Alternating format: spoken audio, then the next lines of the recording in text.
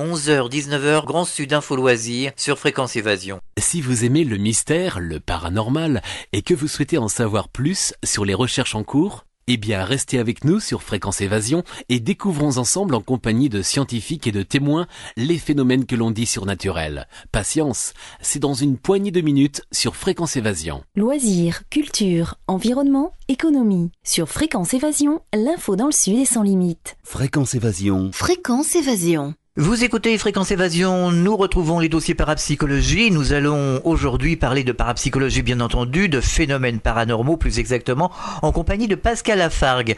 Pascal Lafargue, bonjour et merci d'être avec nous. Merci à vous de m'accueillir. Alors pour les auditeurs qui ne sauraient pas ce qu'est la parapsychologie, est-ce que vous pourriez nous définir un petit peu ce terme parapsychologie? Qu'est-ce que ça englobe? Oui, alors le terme la parapsychologie, par définition, veut dire développement de ses perceptions extrasensorielles et l'étude de la télékinésie, c'est-à-dire l'action de la pensée sur la matière.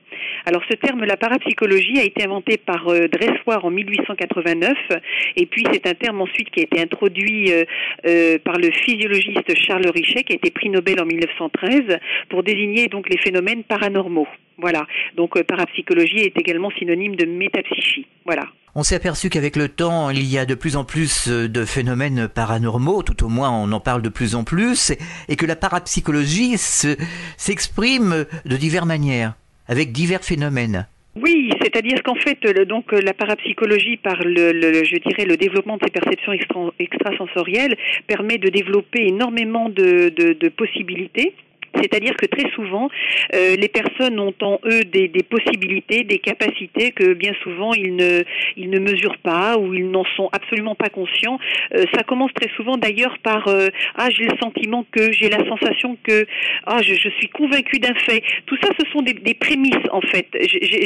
Pour moi, quand les gens s'expriment de cette façon-là, j'ai le sentiment de prémisse, c'est-à-dire qu'en fait d'une intime conviction, c'est le début en fait de l'intime conviction qui peut déboucher sur quelque chose de beaucoup plus grand, de beaucoup plus important. Par le fait de développer justement ces perceptions extrasensorielles, on arrive à étudier et à travailler donc sur la médiumnité des gens, puisque moi j'estime que tout le monde est médium, comme tout le monde sait tenir un stylo et écrire quelques mots sur une feuille. Bien évidemment, il y a des niveaux différents dans les capacités, dans la compétence, mais à l'origine, pour moi, tout le monde est capable et tout le monde a des capacités, des compétences. Maintenant, par un travail, par des tests très rigoureux, comme on fait en laboratoire, eh bien on va déterminer la capacité médiumnique de quelqu'un. C'est pas l'identique de quelqu'un, par exemple, qui connaît les 7 notes de la gamme, et bon, il y aura un Jean-Sébastien Bach, il y aura, comment dirais-je, un Mozart, et puis dans l'écriture, un Victor Hugo, un Chateaubriand, etc. Donc il y aura toujours des gens qui seront au-dessus de par leur capacité. Mais je pense que c'est une science pour laquelle tout le monde peut se faire plaisir, en tout cas. Alors il y a des thèmes que l'on aborde en parapsychologie, et je vais parler donc de la technique de base en parapsychologie qui est importante, qui est la psychométrie.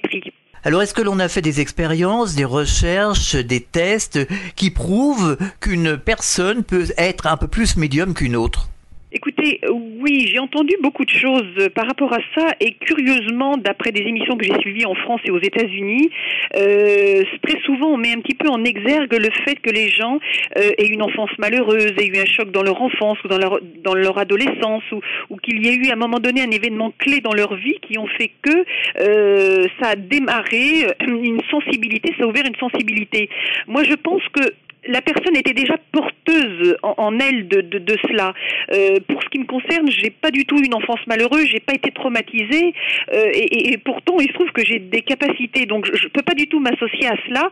Je pense qu'en fait il y a des événements, je pense qu'il faut faire la différence entre les événements qui font prendre conscience de certaines choses, c'est-à-dire qui exacerbent une sensibilité qui d'un seul coup débouche sur quelque chose dont on prend conscience, mais je ne pense pas qu'il faille associer systématiquement la capacité ou le démarrage, comment dirais-je, alors évidemment par voie de conséquence un événement clé ou fort, un deuil, un décès va bouleverser, surtout quand ça touche, mais je ne pense pas qu'il faille associer systématiquement ça à un événement crucial. Je pense que la personne le porte en elle et qu'à un moment donné de sa vie elle en prend conscience tout simplement. Eh bien aujourd'hui nous allons parler de psychométrie avec Pascal Lafargue. Alors qu'est-ce que c'est que la psychométrie? Est-ce que vous pourriez nous apporter des précisions sur ce phénomène? Alors la psychométrie ou la psychopathotactie, alors la psychométrie c'est un terme qui a été inventé par le docteur Buchanan, qui veut, si on le traduit, ça veut plutôt dire mesure de l'âme, que le terme psychopathotactie qui a été mis au point par Raymond Réan. Alors si on dégroupe un petit peu ce mot, on sait que ça vient du terme psyché qui veut dire l'âme, tactus le sens du toucher et pathos et la sensation.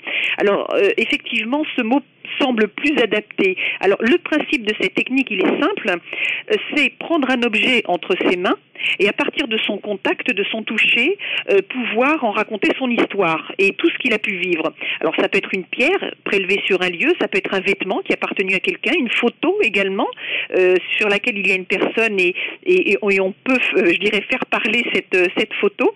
Et le principe de la psychométrie est vraiment la technique de base en parapsychologie. Pourquoi ? Parce que tous les sujets qui vont se relier à la parapsychologie, eh bien, le seul support et mon seul support de travail, c'est la main. C'est-à-dire que sauf quand je travaille sur un objet où j'ai besoin du contact avec l'objet, mais lorsque je travaille sur une personne, j'ai besoin simplement de son contact, de sa main, de prendre contact avec sa main, cette main qui est reliée à ce corps, cette âme, dans lequel, eh bien, véhicule tout le patrimoine karmique de la personne. Je dirais qu'en tarologie, il y a des cartes, en astrologie, il y a des roues astrales, en numérologie, il y a des chiffres, en nombrologie, des nombres, etc. Et bien là, le support, c'est la main. En fait, c'est le contact avec la main. C'est, voilà, pour bien définir la technique de base dans ce domaine. Alors, une fois que vous avez touché un objet, que faire de cette information et comment la décrypter ? Alors, comment décrypter l'information ? C'est très simple.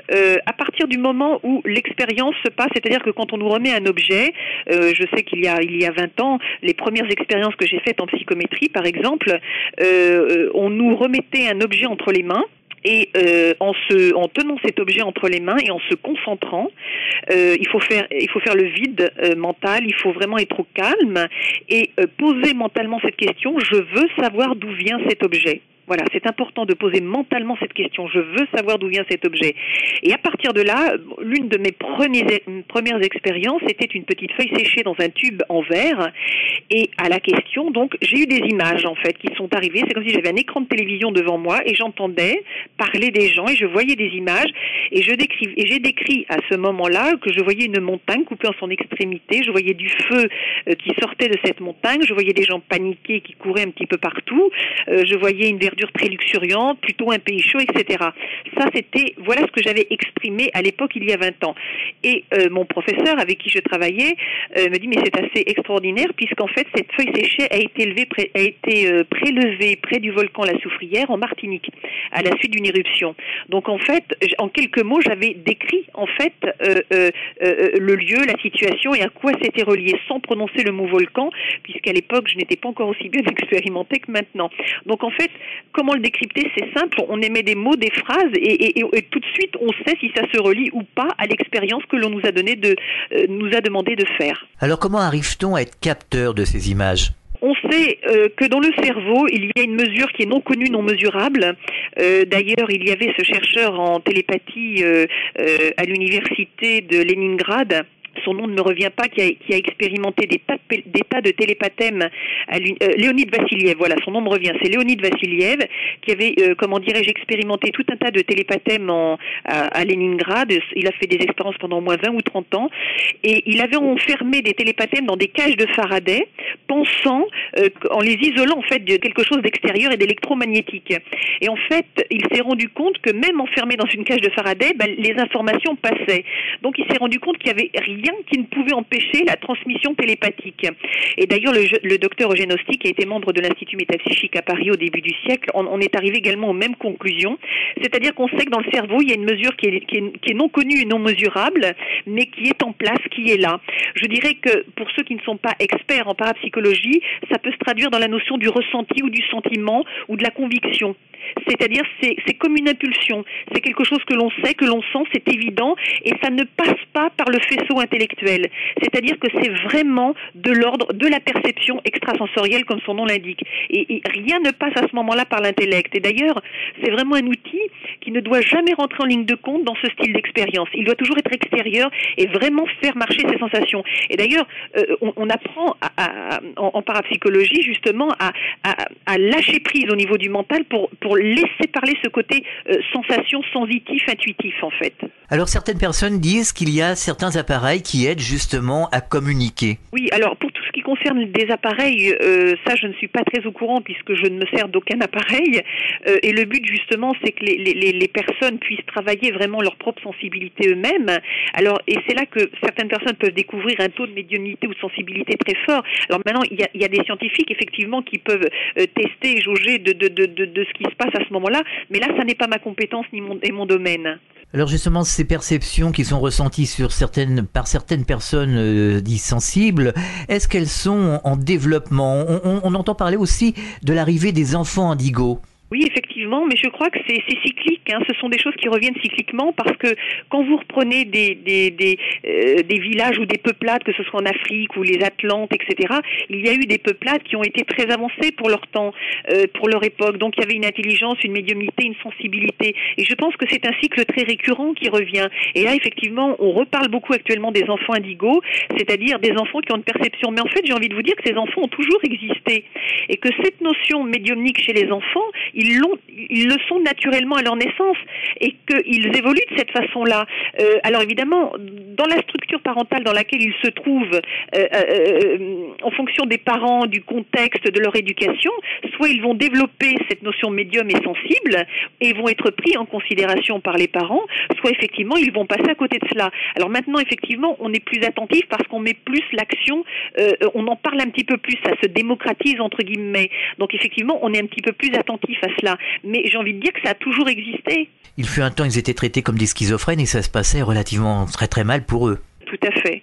Et c'est vrai que je pense qu'il y a beaucoup de gens qui ont fréquenté je dirais dans des époques un petit peu plus reculées. Je pense que beaucoup de gens ont fréquenté des établissements psychiatriques alors qu'ils n'étaient pas fous, quoi. Ils n'avaient pas de réponse à leur perception, à ce qu'ils ressentaient. Heureusement, les choses ont évolué et tant mieux quelque part. Mais je vois quand je fais beaucoup de conférences, les gens viennent me parler et effectivement, quand ils ont la possibilité de parler à quelqu'un de confirmer dans le domaine, ils se livrent. Encore récemment, j'ai en mémoire récemment encore une conférence que j'ai faite où les gens sont venus spontanément me dire ce qu'ils vivaient et la difficulté qu'ils avaient à en parler. Et c'est vrai que c'est lors justement de ces rencontres où les gens peuvent d'abord dans les conférences obtenir des réponses à leur façon de fonctionner, à ce qu'ils font et les éclairer. Et non, ils ne sont pas fous, c'est normal. Voilà, ça fait partie, c'est de l'individu intrinsèquement parlant de leur capacité à fonctionner. On est capable de penser, on est capable d'agir, de raisonner, de faire du mal pour certains ou de faire du bien pour d'autres.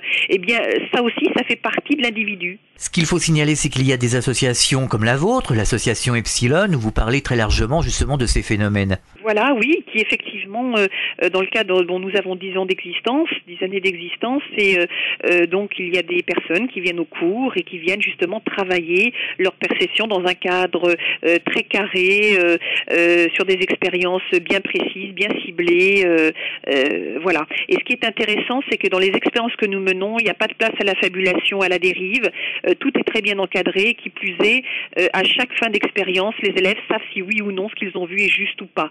Voilà, donc c'est clair et par rapport justement aux expériences conduites, ça les permet un petit peu de mieux se connaître, savoir comment ils reçoivent les symboles, en clairaudience ou en clairvoyance, et je les aide justement à se focaliser sur des choses qui vont les aider. Voilà. Alors maintenant, vous pourriez me poser la question, à quoi ça sert ? À quoi ça sert ? Voilà. En fait, il y a des gens de toutes catégories, niveau social et culturel et professionnel extrêmement diverses. Et pour la plupart des personnes, je dirais que c'est un complément dans le cadre de leur profession, de leur évolution personnelle, pour comprendre le cheminement, déjà de quelle façon ils fonctionnent et par extension le cheminement quand on cible les divers sujets qu'on étudie en parapsychologie, je dirais un chemin plus spirituel qui conduit à la compréhension de soi-même. Il y a toujours des messages qui sont délivrés dans ces contacts et je suppose que les entités n'interviennent pas pour rien. Alors là, vous parlez donc maintenant des entités, c'est-à-dire quand il y a un contact avec un défunt. Alors dans ce cadre-là, effectivement, je vis entre guillemets ce phénomène depuis maintenant on va dire 18 ans. C'est vrai que pour ce qui concerne le contact avec les défunts, c'est une démarche que je n'ai profondément jamais souhaitée. C'est-à-dire que j'ai pas dit tiens j'aimerais communiquer ou voir un défunt, non. Et puis profondément je pense qu'il ne faut pas les embêter, qu'il faut les laisser là où ils sont. Puisque dans mon cas je ne les sollicite pas, je constate leur présence. D'ailleurs je fais juste une petite digression pour dire que j'ai vu récemment le film qui s'appelle Voix de l'au-delà ou Voix des morts, qui traite de la TCI, de la transcommunication instrumentale. Et je voudrais juste souligner une chose, c'est qu'il est très bien fait en ce sens qu'il est intéressant parce qu'il montre les dangers de la TCI, la dépendance que l'on peut avoir à la TCI, et également ce qu'on peut attirer à travers la TCI. Et donc il met en garde, il ne dit pas ne faites pas, mais il met simplement en garde, et à la fin d'ailleurs ils disent que sur un message sur 12 reçus, un message est plutôt d'origine, je dirais, malfaisante. Donc il faut être prudent. Voilà, et je ferme la parenthèse. Alors, pour ce qui concerne donc le contact avec les défunts, eh bien je dirais que c'est un phénomène qui pour moi s'est installé en 1988, en mars 88 plus exactement, où pour la première fois j'ai constaté la présence d'un défunt. Alors comment j'ai pu savoir que c'était un défunt ? Eh bien c'était comme un hologramme, une personne qui se formait comme un style d'hologramme comme ça face à moi, et donc j'étais avec plusieurs personnes autour d'une table, et d'un seul coup la personne qui était en face de moi, sur son côté droit, je vois se dégager une forme un petit peu comme ça en hologramme, et puis de cette forme hologramme ça devient extrêmement précis puisque je vois le visage d'une femme, je vois une femme, et cette image n'était pas fixe, elle bougeait énormément. Et quand j'ai pris contact donc j'ai demandé l'autorisation et j'ai écouté, voilà, c'est pour moi tout nouveau, il se passe quelque chose, est-ce que je peux m'exprimer ? La personne m'a dit de continuer, et donc j'ai pu décrire cette femme. J'ai écouté, voilà, cette femme est brune, de taille moyenne, elle me dit qu'elle est morte d'une maladie rapide, elle me dit qu'elle a un lien très proche avec vous, elle me dit qu'elle se prénomme Agnès. Alors évidemment, à l'évocation de ça et surtout au prénom Agnès, elle s'est effondrée en larmes, elle m'a demandé de continuer, et j'ai dit, ben voilà, cette femme me parle d'un petit garçon dont le prénom commence par la lettre F, il me dit que ce petit garçon, etc., etc. Et là, effectivement, elle me confirme que cette personne brune de taille moyenne qui la touche de très près, c'est sa sœur, qu'elle se prénomme Agnès, qu'elle avait un garçon prénommé Fabrice. Donc en fait, tout ce qu'avait prononcé cette défunte à ce moment-là, alors elle est morte d'une maladie rapide parce qu'elle est morte d'une septicémie foudroyante. Donc en fait, toutes les informations données ont pu être contrôlées tout de suite puisque la personne en question qui vivait, en l'occurrence sa sœur, a pu corroborer mes propos immédiatement. Voilà. Donc, qu'est-ce que j'ai... Alors ça a été le point de départ de cette communication avec les décédés. Et en fait, je me suis rendu compte que je n'avais rien sollicité, que ça s'était... que je l'ai constaté. Et en fait, je pense que les défunts, au bout de 20 ans maintenant, j'en arrive à la conclusion suivante, c'est que les défunts, premièrement, quand ils se manifestent, ça n'est jamais par hasard. Ils ont toujours un message à passer. Alors le message peut être très différent. Ils peuvent prévenir de quelque chose, parler de leur souffrance, prévenir d'un danger, chercher une libération, remettre les choses. Ils sont partis, ils n'ont pas pu dire des choses, ils ont envie de les exprimer. J'ai pu constater qu'il y avait des tas de raisons différentes par rapport à cela. Lorsqu'ils se manifestent, j'ai constaté également qu'il y avait souvent des odeurs ou des sensations de froid. J'ai pu aussi constater également qu'à travers, au bout de 20 ans de contact avec les défunts, que des défunts m'ont parlé dans des langues étrangères. Alors ce phénomène s'appelle le phénomène de xénoglossie, c'est-à-dire en fait que je suis capable de répéter phonétiquement ce que j'entends dans une langue que je ne connais pas. Et très souvent, ce que disent les défunts à ce moment-là, la façon dont ils s'expriment dans des mots qui leur sont bien à eux de leur langue, ce sont souvent soit des tics de langage ou des mots qui leur sont propres, et que la personne vivante pour qui le défunt se manifeste est tout à fait capable d'identifier. Donc ça, c'est très intéressant. Et ce qui est important aussi, c'est que j'ai pu constater également quand ils venaient, il y avait toujours une notion de période anniversaire, soit par rapport à leur naissance, soit par rapport à leur décès, ou par rapport à la personne pour qui ils se manifestaient. Puisque dans mon cas, quand un défunt se manifeste, il se manifeste parce que je suis en présence de personnes pour lesquelles il est lié. Alors, ma façon de communiquer avec lui est la télépathie, c'est-à-dire que quand je communique avec le défunt, quand je constate sa présence et je communique avec lui, ça se fera par la télépathie. Et là, j'exige par rapport à moi-même des faits précis, c'est-à-dire son prénom, de quoi est-il décédé, afin que la personne pour qui il se manifeste puisse dire effectivement c'est bien mon oncle Pierre qui est mort d'un cancer des intestins, par exemple. Et à partir de là, une fois que c'est complètement identifié, j'avance dans la transmission du message. Alors, quelle est la différence entre la télékinésie et la télépathie ? Alors, la télépathie, c'est la communication de pensée avec une autre personne.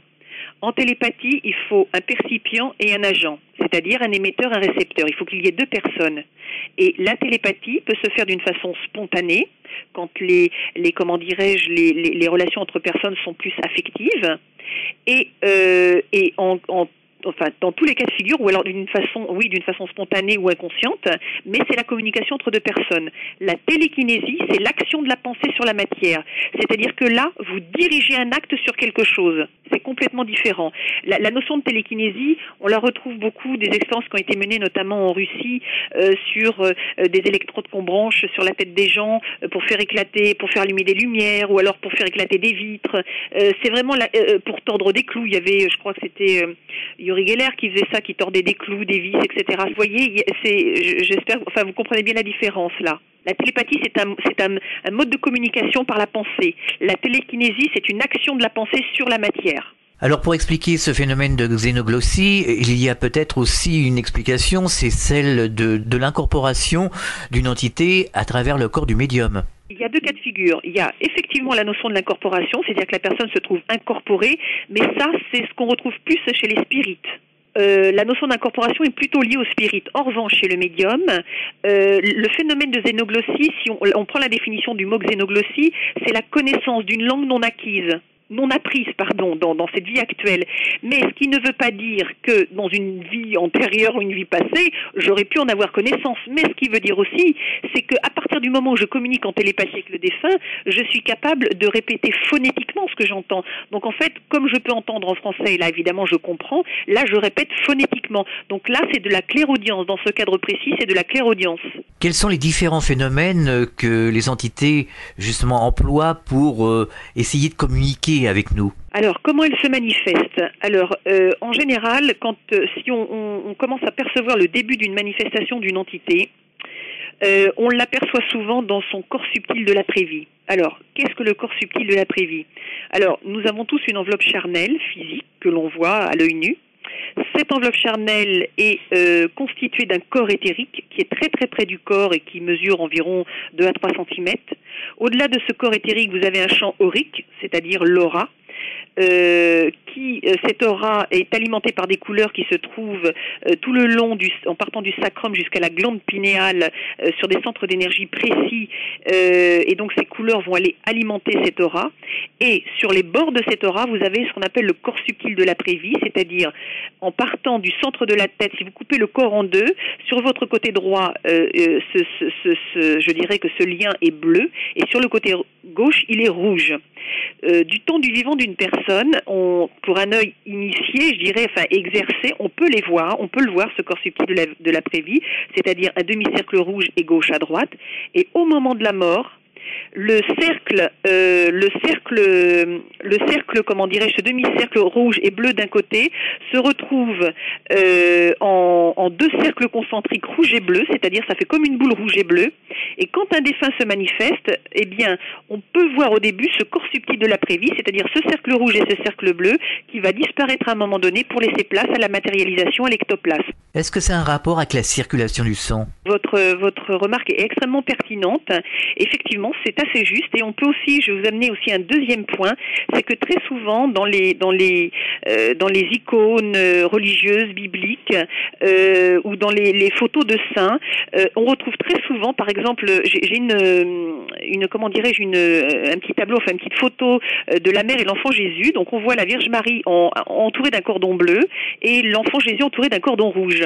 Et j'ai souvent remarqué que dans les images bibliques religieuses, les icônes, on retrouvait souvent cette notion du cordon rouge et du cordon bleu. Alors on parle souvent de cordes d'argent, de fils d'argent qui relieraient le corps astral, le corps subtil au corps physique. Oui, Alors, le cordon d'argent, il fait partie de votre énergie en fait. Il fait partie de cette énergie physique et subtile qui nous entoure. Et ce cordon d'argent, il sert surtout en cas de dédoublement. C'est-à-dire quand il y a des sorties du corps, eh bien, je dirais que le cordon d'argent relie le double, relie le corps physique au double, c'est-à-dire extériorisé. Voilà. Et c'est ce qui permet. Alors, il y a toujours un exemple que je cite parce qu'il permet vraiment de faire la différence, c'est-à-dire lorsque vous dormez d'un sommeil profond et que vous vous réveillez, par exemple, un réveil très brutal, c'est-à-dire le sentiment de faire une chute de 15 mètres, le cœur qui palpite très vite, avec l'impression de transpirer, une espèce de panique, plus savoir où est la porte, la fenêtre, etc. C'est-à-dire qu'on ne sait plus où on est, mais ça dure en général 30 secondes. Eh bien, à coup sûr, vous pouvez être certain que pendant cette période-là, on sait que pendant la phase de sommeil profond, tout le monde se dédouble, on sort de son corps. Sauf que là, ça n'est pas dirigé, c'est spontané. Et vous êtes ce que j'appelle en pilotage automatique, c'est-à-dire que votre cordon va relier votre double en fait. Eh bien, quand il y a ce genre de réveil, c'est qu'il y avait généralement un danger et que votre cordon d'argent, en fait, a réaspiré le double dans le corps physique, ce qui provoque d'ailleurs cette notion de chute, d'affolement, de cœur qui bat vite, de palpitation. Voilà. Et d'ailleurs, quand on mène des expériences de dédoublement, c'est-à-dire la provoquer, quand on sort de son corps, on peut retrouver, quand le double réincorpore le corps physique, on peut retrouver ces mêmes sensations. Le cœur qui bat un peu vite, la nausée, le sentiment de tourner. Donc le cordon d'argent est ce qui relie le corps physique au corps bioplasmique. Eh bien, Pascal Lafargue, nous verrons dans une prochaine émission que nous pouvons soigner en agissant sur le corps énergétique, sur le corps astral. Pour le moment, nous allons nous séparer. Nous allons rappeler votre livre Juliette Drouet, une destinée, Pascal Lafargue, c'est paru aux éditions Fernand Lanor, et nous allons redonner les coordonnées de votre association. C'est l'association Epsilon et elle se trouve au 33 avenue des Bleuets, 91 210 Draveil. Nous rappelons le numéro de téléphone, c'est le 01 69 42 11 44, 01 69 42 11 44. À très bientôt, Pascal Lafargue, pour un autre rendez-vous sur les phénomènes paranormaux. Vous écoutez Fréquence Évasion. Fréquence Évasion.